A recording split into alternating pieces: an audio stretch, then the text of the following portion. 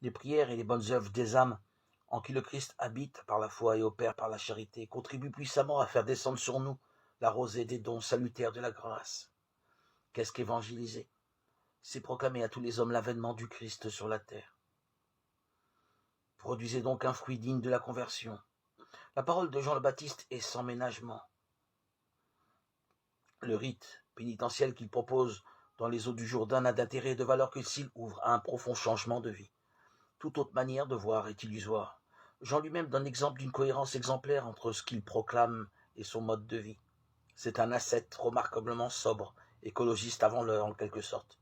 Il vit au désert, loin des hommes, mais ce sont les hommes qui viennent à lui, car précisément cette cohérence l'authentifie comme prophète. Aujourd'hui comme hier, bien des cœurs ont soif d'une parole vraie et profonde. Jean ne dépend de personne sinon de Dieu, et c'est pourquoi il parle librement.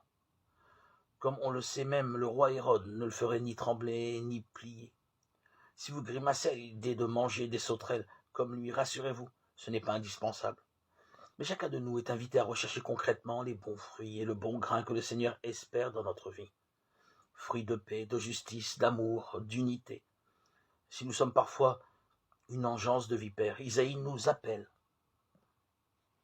à vivre nos relations de manière pacifiée, dans une création où chacun a sa place, où la vipère est sans danger pour l'enfant.